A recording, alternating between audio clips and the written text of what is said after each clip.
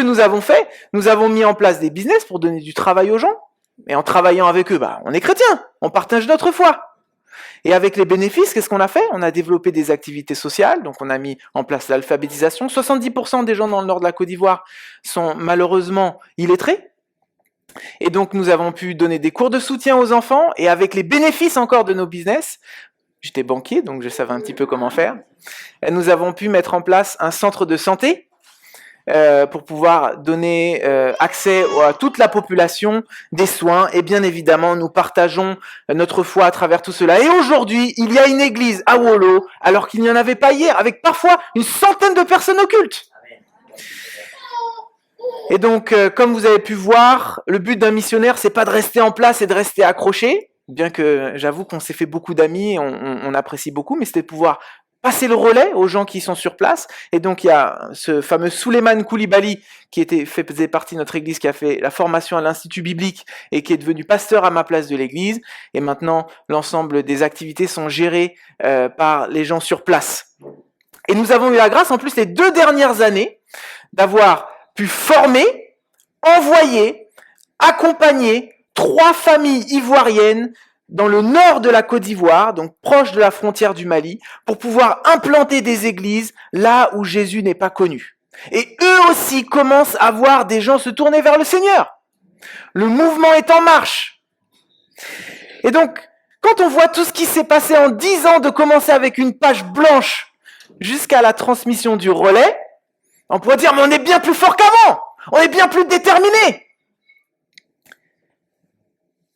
Et maintenant, je ne suis pas plus fort qu'il y a 10 ans, mais bien au contraire plus faible et conscient de mes incapacités. Je dois vous avouer que ces 10 dernières années, je n'ai souvent pas compris pourquoi Dieu faisait certaines choses ou en permettait d'autres. J'ai souvent douté. J'ai parfois eu du stress et de l'anxiété. Je suis loin d'être le missionnaire que j'aurais imaginé être il y a 10 ans lorsque je m'apprêtais à partir dans le nord de la Côte d'Ivoire. Mais en fait, j'avais une mauvaise conception des choses. Ces derniers mois, j'ai beaucoup pensé à la vie de Moïse, le grand Moïse, le grand prophète qui parlait en tête à tête avec Dieu, le prophète qui a fait sortir le peuple hébreu d'Égypte de l'esclavage. Et sa vie m'a énormément encouragé ces derniers temps. Et comme le dit le grand enseignant de la Bible, John Stott, la prédication doit d'abord parler à celui qui prêche. Et pour moi, il est très encourageant ce matin, et j'espère que cela sera très encourageant pour vous, de nous rappeler à quel point la vie de Moïse est un merveilleux rappel de comment nous devons considérer et vivre notre vie chrétienne dans la grande mission que Dieu nous a donnée de le faire connaître à tout le monde. Et ce que je vous propose ce matin, c'est de survoler la vie de Moïse, les 3 grandes étapes de la vie de Moïse, elles sont très connues, mais de les survoler et de regarder les 2 textes qui font les transitions entre ces étapes de vie et de voir comment la vie de Moïse nous enseigne encore aujourd'hui. Ok ? Alors, la première étape de la vie de Moïse, c'est 40 ans à s'imaginer qu'il était quelqu'un. 40 ans à avoir une haute estime de lui-même. Où se passent les 40 premières années de la vie de Moïse? Elles se passent en Égypte. Et donc dans le livre d'Exode, dans la Bible, le 2e livre de la Bible, dans le chapitre 2, alors que le peuple hébreu était à ce moment-là en Égypte, le pharaon de l'époque prit peur parce que le peuple hébreu, donc des étrangers, avait une croissance numérique rapide. Et il avait peur de se faire dominer par les Hébreux. Alors le pharaon prit un décret terrible de tuer tous les nouveau-nés hébreux garçons. Moïse, alors nouveau-né hébreu, sa famille arrive le cacher et à l'extirper, et dans des circonstances divines, Moïse se retrouve adopté par la fille même du pharaon. Moïse grandit dans la famille royale. Et dans le livre des Actes, il est écrit que Moïse est instruit dans toute la science des Égyptiens et devient un homme dont les actions et les paroles avaient des effets remarquables. Moïse grandit dans la famille royale. Et il me semble qu'il y a pas mal d'éléments qui peuvent nous faire penser que Moïse pensait qu'il était quelqu'un. Et là arrive notre premier texte. Exode, chapitre 2, versets 11 à 15. Exode, chapitre 2, versets 11 à 15. Alors ce premier texte sera projeté, mais je vous encourage à ouvrir vos Bibles, ouvrir vos applications, parce qu'il faut bien vérifier que tout ce que je dis n'est pas une bêtise. Exode, chapitre 2, versets 11 à 15. Je vous laisse le temps d'ouvrir vos Bibles. Pour ceux qui ne maîtrisent pas encore bien la Bible, c'est le 2e livre de la Bible et le 2e chapitre. Donc ça doit se retrouver au début de votre Bible. Pour ceux qui ont des applications, c'est bien plus facile. Je lis dans la version Summer. Exode chapitre 2, versets 11 à 15. Ok. Lorsque Moïse fut devenu adulte, il alla rendre visite à ses frères de race et fut témoin des pénibles travaux qu'on leur imposait. Il vit un Égyptien qui rouait de coups l'un de ses frères hébreux. Et après avoir regardé de côté et d'autre pour voir s'il n'y avait personne, il frappa l'Égyptien à mort et l'enfouit dans le sable. Le lendemain, il revint et aperçut 2 Hébreux qui se battaient. Alors il dit à celui qui avait tort, « Mais pourquoi frappes-tu ton compagnon ?» Mais celui-ci répliqua, « Mais qui t'a nommé chef et juge sur nous, tu veux aussi me tuer comme tu as tué l'Égyptien ?» Alors Moïse prit peur et se dit que l'affaire s'était débruitée. Et effectivement, le Pharaon apprit ce qui s'était passé et chercha à faire mourir Moïse. Mais celui-ci prit la fuite. Et il se rendit au pays de Madian et s'assit près d'un puits. Qu'est-ce qui se passe dans le récit que nous venons de lire ? Il me semble que Moïse pensait qu'il pouvait gérer la situation, qu'il allait contrôler par son pouvoir, par sa confiance en lui. C'était un homme instruit, il savait comment faire. Mais Moïse, il est surpris de voir que ça ne produit pas ce qu'il attendait. Et pire, ça se retourne contre lui. Il a agi par amour pour son peuple et probablement pour Dieu, mais pas par Dieu. D'ailleurs, le fait de croire qu'il était quelqu'un, qu'il avait une haute estime de lui-même, lui a fait penser qu'il pouvait se permettre de tuer quelqu'un. Parce qu'en fait, on tue quelqu'un quand on se sent supérieur à l'autre.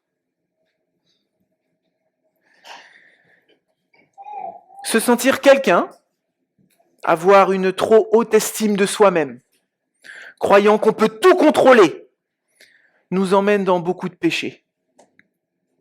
L'orgueil, l'égoïsme, le mensonge, et pour Moïse, le meurtre. Et cela nous emmène, il me semble, dans aussi beaucoup de déceptions, parce qu'en fait, tout ça, c'est faux.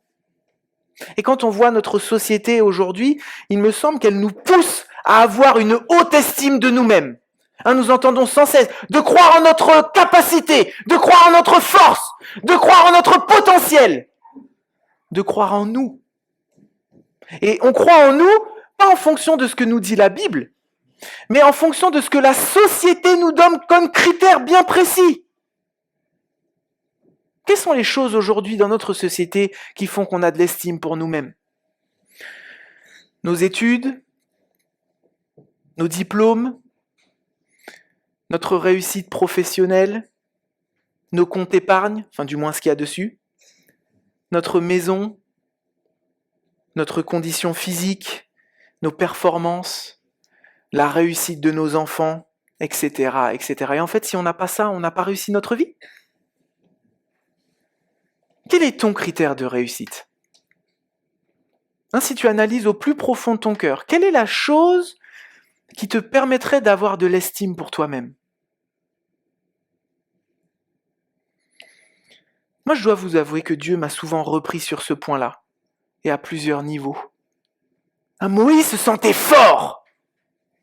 Je sais pas pour vous, mes frères et sœurs, mais moi j'ai souvent pensé au plus profond de moi que la maturité spirituelle me permettrait d'être un homme plus fort, un homme qui encaisserait mieux les coups, un homme qui ferait mieux face aux circonstances de la vie, une sorte de missionnaire infaillible.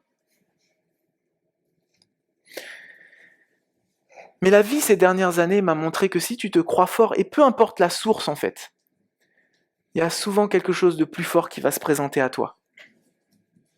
Si tu penses que tu contrôles et que tu vas jamais stresser, il y a sûrement quelque chose dans ta vie qui va te faire peur et qui va te stresser. Je me rappelle en 2012, moi, jeune banlieusard parisien, motivé à aller partager l'évangile dans le nord de la Côte d'Ivoire, je me suis retrouvé dans un village dans la brousse où la vie était bien rude. Souvent sans eau, sans électricité. Je savais pas parler la langue. Et puis j'ai été malade, palu, fièvre typhoïde, vers intestinaux, amibes. J'ai craqué. J'étais pas si fort que ça en fait. Je me rappelle, plusieurs fois, je me suis senti fort dans la capacité à gérer tous les projets et ma famille en même temps.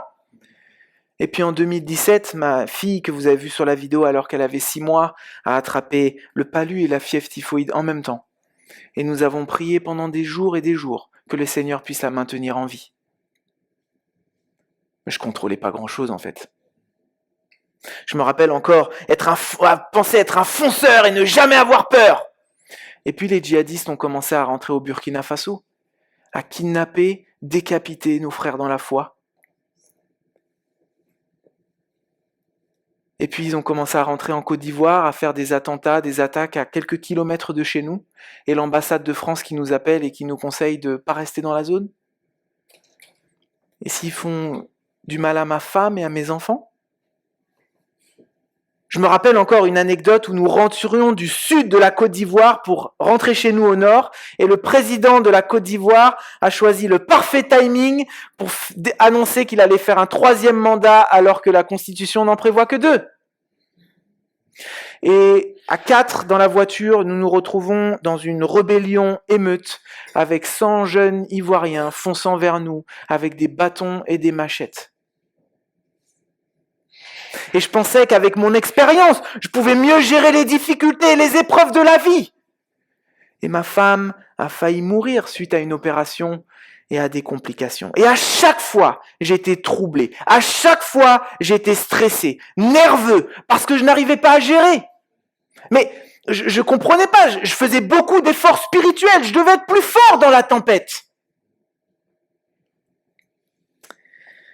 En ce début d'année, peut-être certains l'ont connu, mon père, Chris Short, est décédé.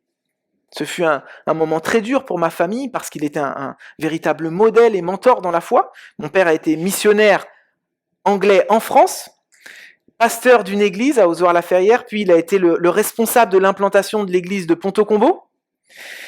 Et après ses obsèques, ma famille m'a chargé de mettre de l'ordre dans son bureau. Mon père est né dans les années 40 et il avait une bonne ou fâcheuse, peu importe comment on peut, mais de garder beaucoup de papiers, énormément de papiers. Donc étant pasteur, il a gardé tous les rapports de ses assemblées générales, tous les rapports des réunions de jeûne et prières, toutes ses prédications, ses études bibliques, il avait tout en papier. Donc vous imaginez des piles depuis les années 50. Et donc je commençais à mettre de l'ordre, et en rangeant ces papiers, je me suis rendu compte que mon père avait l'habitude, durant toute sa vie, à chaque fois qu'il apprenait quelque chose de Dieu, de tout noter. De noter toutes ses leçons spirituelles. Et en fouillant, je suis tombé sur une leçon spirituelle qu'il avait notée juste avant de se lancer dans l'implantation d'église de Ponto-Combo.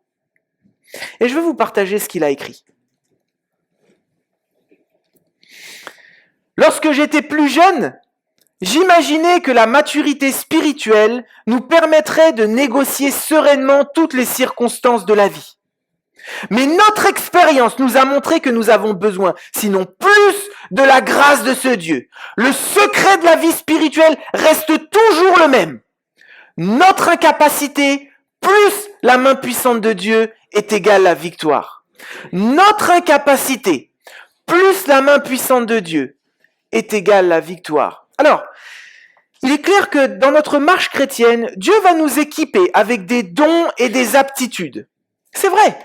Mais si nous croyons que nous allons tout contrôler, tout gérer, alors nous fonçons droit dans le mur. Et ça, Moïse l'a bien compris par la force des choses. Et ça, c'est la deuxième étape de la vie de Moïse. C'est 40 ans à se rendre compte qu'il n'était personne. 40 ans à se rendre compte qu'il n'était personne.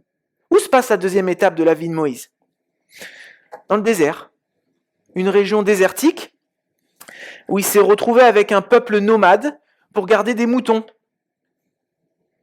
Sacrée descente professionnelle, hein. Famille royale, berger. Ça intéresse quelqu'un ce matin? Et en plus, alors, quand on fait notre lecture comme ça, peut-être ça ne nous interpelle pas, mais parmi une tribu nomade, en Côte d'Ivoire, et plus particulièrement en Afrique de l'Ouest, les tribus nomades sont les personnes les plus détestées et rejetées. Tiens, en France, j'ai l'impression qu'ils ne sont pas trop aimés non plus d'ailleurs. Mais Moïse se retrouve parmi eux, à être l'un d'eux, et il épouse même une femme de ce peuple. Moïse, il me semble, et nous allons le voir dans le deuxième texte, qu'il se rend compte qu'il n'est pas grand-chose, que sa vie ne tient qu'à un fil, et il se rend compte de ses faiblesses et son incapacité. Il se rend compte qu'en fait, il ne contrôle pas grand-chose. Et je suis sûr que beaucoup d'entre vous ont déjà expérimenté ce sentiment, n'est-ce pas? De voir qu'en fait, notre vie, elle n'est pas sous notre contrôle. De se rendre compte que on est souvent incapable. Qu'est-ce qui fait ça dans nos vies? Comme Moïse, parfois les échecs, les difficultés, les conflits relationnels, les déceptions, les trahisons, les chocs psychologiques, la maladie. Qu'est-ce qui nous fait comprendre que nous, les hommes, nous sommes des faibles créatures, comme il est si bien dit dans le livre de Job? Beaucoup de choses, n'est-ce pas? Et ces 40 années dans le désert ont changé Moïse. Mais pas comme on pourrait le penser. Parce qu'après avoir fait 40 années à penser qu'il était quelqu'un, il tombe dans l'autre extrême de la basse estime de lui-même. Et je dis bien extrême parce que ce soit la haute estime ou la basse estime, elle reflète le même problème, celui de l'égocentrisme, de penser que cela dépend de nous. Regardez comment Moïse a réagi 40 années après, quand Dieu se révèle à lui à travers un buisson ardent. Alors, ça va être le deuxième grand passage que nous allons lire. Alors, celui-là ne sera pas projeté. Il est un peu long, donc je me suis permis de le couper en 3. Et entre ces passages, je vais vous faire un petit résumé de ce qui se passe pour essayer de rendre la lecture dynamique. Alors, je vous invite tous à ouvrir vos Bibles. Exode chapitre 3. Ouvrez vos applications. Mettez-vous en mode lecture. Parce qu'on va lire et on va essayer de rester dynamique dans la lecture pour essayer de vivre. Et ce que je vais vous demander maintenant, de vous mettre à la place de Moïse. Imaginez, vous venez de faire 40 ans dans le désert, après avoir connu la richesse, la victoire, l'instruction pendant 40 ans. Mettez-vous à la place de Moïse. Vous êtes prêts à lire? Exode, chapitre 3, versets 1 à 6. Alors, je lis dans la version Summer. Moïse faisait paître les brebis de son beau-père Jéthro, prêtre de Madian. Il mena son troupeau au-delà du désert et parvint jusqu'à Horeb, la montagne de Dieu. L'ange de l'Éternel lui apparut dans une flamme au milieu d'un buisson. Et Moïse aperçut un buisson qui était tout embrasé et qui pourtant ne se consumait pas. Il se dit alors, mais je vais faire un détour pour aller regarder ce phénomène extraordinaire et voir pourquoi le buisson ne se consume pas. L'Éternel vit que Moïse faisait un détour pour aller voir et il l'appela du milieu du buisson. « Moïse! Moïse !»« Je suis là !» répondit Moïse. Et Dieu lui dit, « N'approche pas d'ici, enlève tes sandales, car le lieu où tu te tiens est un lieu sacré. » Puis il ajouta, « Je suis le Dieu de tes ancêtres, le Dieu d'Abraham, le Dieu d'Isaac et le Dieu de Jacob. » Alors Moïse se couvrit le visage, car il avait peur de regarder Dieu. Dans les versets suivants, Dieu va expliquer à Moïse qu'il a vu la détresse du peuple hébreu en esclavage en Égypte et qu'il va les délivrer. Et Dieu continue à parler. Nous arrivons au verset 10.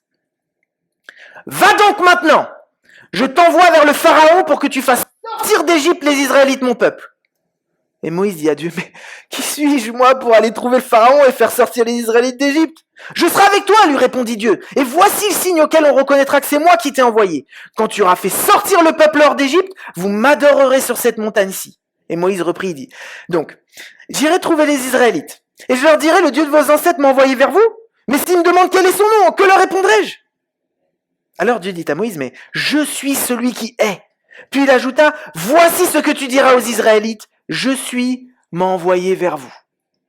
Et si on continue à lire les versets suivants, Dieu explique à Moïse comment tout va se passer. Tous les événements qui vont se passer les uns après les autres. Et il dit même à Moïse les paroles qui doivent sortir de sa bouche. Et comment répond Moïse? C'est la dernière partie. Exode, chapitre 4. Moïse objecta. Et s'ils ne me croient pas et ne m'écoutent pas, s'ils me disent l'Éternel ne t'est pas apparu. Qu'as-tu dans la main? Lui demanda l'Éternel. Un bâton. Jette-le par terre. Moïse jeta le bâton par terre et celui-ci se transforma en serpent. Moïse s'enfuit devant lui. Mais l'Éternel lui dit, non, tends la main, attrape-le par la queue. Moïse avança la main et saisit le serpent qui redevint un bâton dans sa main. C'est pour qu'ils croient que l'Éternel, le Dieu de leurs ancêtres, le Dieu d'Abraham, d'Isaac et de Jacob, t'est réellement apparu. Puis l'Éternel continua, mets ta main sur ta poitrine. Moïse mit sa main sur sa poitrine, puis la ressortit. Elle était couverte d'une lèpre blanche comme la neige. Remets ta main sur ta poitrine, lui dit Dieu. Il l'a remis, et quand il l'a ressortie, elle était redevenue saine. Si donc ils ne te croient pas, lui dit l'Éternel, et s'ils ne sont pas convaincus par le premier signe miraculeux, ils croiront après le deuxième. Et si toutefois ils n'ont pas confiance, même après avoir vu ces deux signes, et s'ils ne t'écoutent pas, alors tu puiseras de l'eau dans le Nil. Tu la répandras par terre, et dès qu'elle touchera le sol, elle se transformera en sang.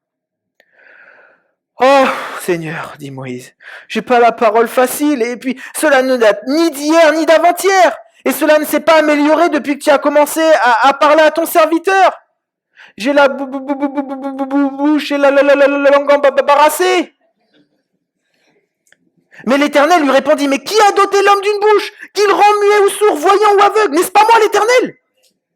Maintenant donc, vas-y, je serai moi-même avec ta bouche et je t'indiquerai ce que tu devras dire. Mais Moïse rétorqua, oh non, Seigneur, je t'en prie, envoie qui tu voudras pour cela.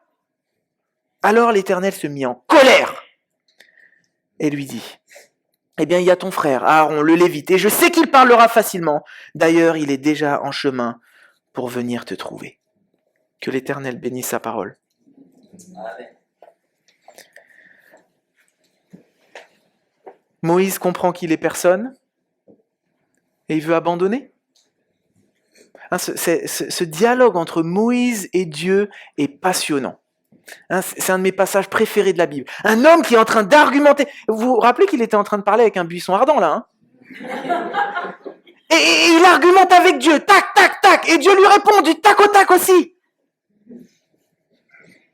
Et Moïse, il avait des arguments concrets. Quels étaient les arguments de Moïse?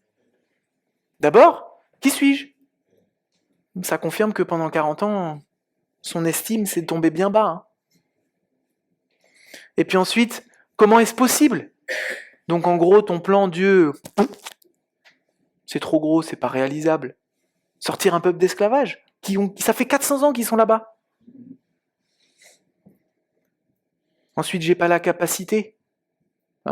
Soi-disant difficulté de parler. Attendez, il n'a pas grandi dans toute l'instruction des Égyptiens avec des paroles remarquables. Et puis ensuite, pas moi, Seigneur, choisis quelqu'un d'autre. Donc il pousse la défiance de lui-même jusqu'à refuser la mission que Dieu lui donne. Mais c'est pas ce qu'il voulait il y a 40 ans. Je vous ai montré un beau film au début de cette prédication, avec des vérités de tout ce que Dieu a accompli, des choses incroyables. Mais je vais être honnête avec vous, il n'y a pas de super-héros devant vous ce matin. Combien de fois j'ai eu envie d'abandonner parce que je me sentais incapable? Combien de fois j'ai eu envie de tout plaquer et rentrer en France pour être à nouveau avec mes amis et ma famille? Combien de fois j'ai ressenti ce « pas moi » ou « je ne peux pas ». Mais en fait, de se sentir incapable, de dire « pas moi » ou « je ne peux pas », ça voudrait dire que d'autres le peuvent. Mais non, c'est une mauvaise compréhension en fait. Personne n'est capable. Personne ne peut tout contrôler. Personne ne peut tout gérer. Personne ne peut tout supporter. En fait, Moïse, à ce moment-là, il avait fait une bonne analyse, mais une mauvaise conclusion. La bonne analyse, c'est qu'effectivement, nous sommes faibles. Effectivement, la Bible nous le dit. Mais cela ne doit pas nous emmener à ne rien faire. Et ça, Moïse l'a compris. Et je vous invite, quand vous rentrez chez vous, à lire la suite de l'histoire de Moïse, parce que ça, c'est la 3e étape de la vie de Moïse. C'est 40 ans à témoigner de tout ce que Dieu peut faire avec quelqu'un qui n'est rien. 40 ans à penser qu'il était quelqu'un, 40 ans à se rendre compte qu'en fait, il n'était pas grand-chose, pour enfin faire ces 40 dernières années à témoigner de tout ce que Dieu peut faire avec quelqu'un qui n'est rien. Ma tablette n'est plus rien non plus aussi. On a une assurance. Elle n'a rien, il y a une protection dessus.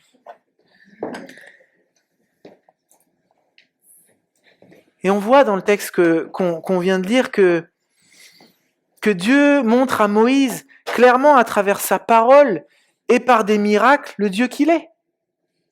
Qu'en fait, c'est lui qui agit, que c'est lui qui est capable, que c'est lui qui peut tout supporter, que c'est lui qui peut gérer toutes les situations.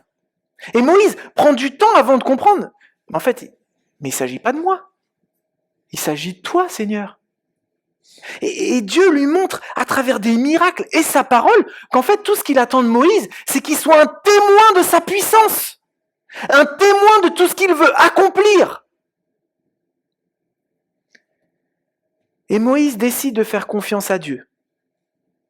Dieu a façonné Moïse. Et je vois 4 étapes dans ce que nous venons de lire. D'abord, Moïse rencontre Dieu à travers le buisson ardent. Il le rencontre. Ensuite, il comprend qui est Dieu. Pour ensuite accepter, et par la suite, il deviendra son témoin.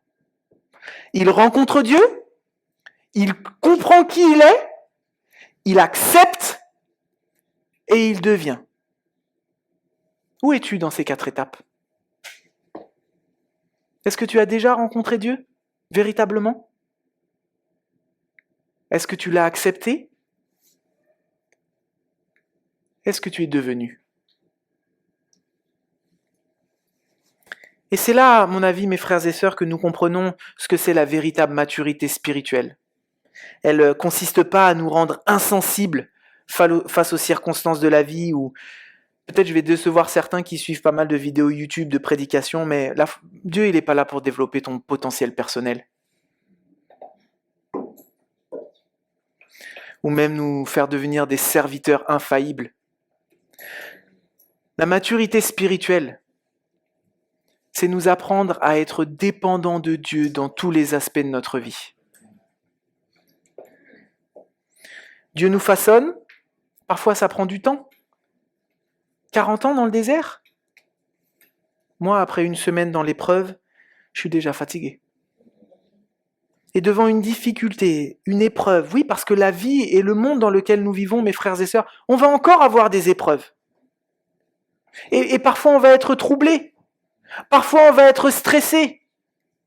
D'ailleurs, j'ai l'impression que Dieu a une grande tradition de rédiger ses plans au milieu des problèmes. Noé, avec les grandes inondations, Israël dans l'esclavage, dans les multiples guerres et les pandémies, Daniel en captivité, Jonas en mission parmi un peuple malveillant, et Jésus sur la croix. La normalité, la tranquillité, la stabilité sont que des raretés dans la ligne des histoires bibliques. Et d'ailleurs, à de multiples reprises, la Bible nous encourage à ne pas nous inquiéter, à ne pas avoir peur, à ne pas s'attrister. Pas parce qu'il y a un objectif atteignable de ne plus ressentir ces sentiments, mais parce que Dieu sait que dans le monde en perdition dans lequel nous vivons, nous allons à un moment ou à un autre ressentir ces sentiments. Jésus, notre Seigneur, dans sa pleine condition humaine, a angoissé dans le jardin de Gethsémane. David, combien de fois est tombé dans une sorte de dépression ? Mais la réponse à l'inquiétude, l'angoisse, le stress sera la dépendance à notre Dieu, à crier à lui comme Jésus l'a si bien fait dans le jardin de Gethsémane et comme David le fait si bien dans les psaumes. La réponse, c'est de nous accrocher à la parole de Dieu et à sa vérité. La vérité qui nous dit que peu importe par quoi tu traverses, Dieu t'aime. Et il l'a prouvé. Parce qu'il a envoyé son fils Jésus pour mourir à la croix, pour te pardonner. et pour que tu puisses devenir un disciple obéissant malgré tes faiblesses et tes incapacités. Et j'ai envie d'enlever le mot même malgré. Pour que tu deviennes un disciple obéissant même avec tes incapacités et tes faiblesses. Jésus est notre rencontre avec Dieu. Il est notre buisson ardent qui nous appelle. Et tu peux l'entendre appeler ta voix ce matin. Il dit ton prénom. Il dit viens. Et de la même façon, Jésus nous invite à comprendre tout ce qu'il a fait pour nous. Comme Dieu l'a fait avec Moïse. Tout ce qu'il a accompli à la croix. Pour toi, pour moi, pour nous. Et il nous l'invite à l'accepter et de devenir. Jésus, comme nous dit Jean 14, verset 6, nul ne vient au Père sans passer par moi. Jésus est notre rencontre avec Dieu. Il est le début de notre vie avec Dieu. Et moi, je veux vous témoigner ce matin à quel point Dieu a agi à Wolo, en Côte d'Ivoire, dans le nord de la Côte d'Ivoire, avec des personnes comme moi, ma femme et toute mon équipe, qui ne sommes pas grand-chose.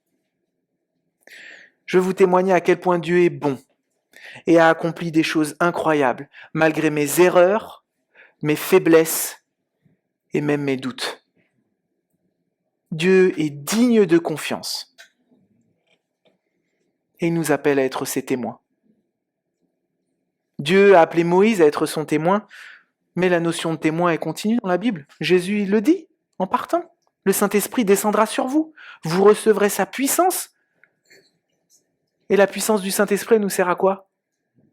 Souvent, on pense que la puissance du Saint-Esprit, ça nous sert à des choses... Non, vous serez mes témoins. La puissance du Saint-Esprit nous permet d'être des témoins. À Jérusalem, dans toute la Judée et les Samaries, jusqu'au bout du monde. En fait, la notion de témoin, elle revient tout le temps dans la Bible. Et on le dit souvent, je suis un témoin de Jésus, mais en fait, on en perd le sens parce qu'on a oublié la définition de témoin. Qu'est-ce que c'est un témoin ?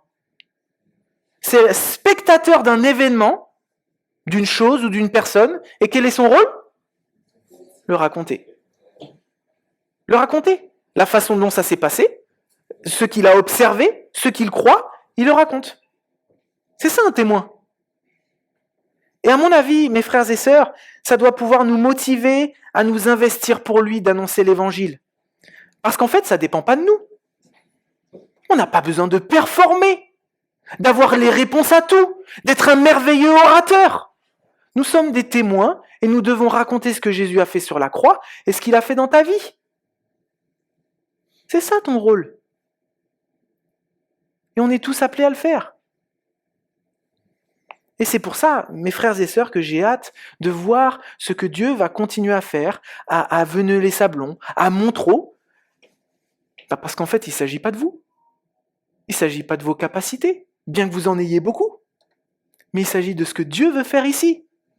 Et il vous invite à être ses témoins, à raconter aux autres. Et je peux vous imaginer à Veneux-les-Sablons, à Montreux, à Fontainebleau, à Melun, dans vos boulots, à simplement raconter à vos collègues, à raconter à vos voisins, de façon la plus simple possible, et d'une façon où ils peuvent comprendre aussi.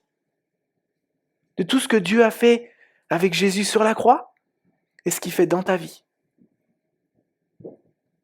Tu dois te décharger du poids de penser que tu dois performer. Ça, c'est un problème qu'on a en France, les amis. Pourquoi on ne partage pas l'évangile ? Parce qu'en fait, on pense que si on ne le fait pas bien, ou si on le fait d'une façon, qu'est-ce qu'ils vont penser de nous ? Et il ne s'agit pas de nous. Il s'agit de ce que Dieu a fait. Et on n'a pas besoin d'avoir honte de ce que Dieu a fait. Il l'a fait. On raconte. On raconte. Maintenant, la question, c'est est-ce que tu y crois ou pas ? Vous vous rendez compte ce matin qu'il y avait à peu près 25 000 personnes de Veneux, de Montreux qui n'étaient pas avec nous ce matin. Et ce bâtiment est bien trop petit. Et ça, c'est votre Jérusalem. C'était peut-être Veneux, votre Judée, ce serait quoi ? Fontainebleau. Les mauvais Samaritains, c'est quoi ? Les gens de Melun. Mais en tout cas, vous y êtes des témoins. Et pour votre bout du monde, ce matin, c'est le nord de la Côte d'Ivoire, avec, comme je vous dis, des familles ivoiriennes qui vont avec leurs enfants dans des zones au péril de leur vie pour partager l'évangile. Alors, c'est vrai, vous pouvez dire, mais L'adversité est sûrement différente que chez nous ici. Mais en fait, peu importe l'adversité, ça ne change pas la taille de notre Dieu. Peu importe la taille du Goliath, la taille de notre Dieu reste la même. Et plus l'adversité est grande, plus cela rendra la victoire de notre Dieu retentissante.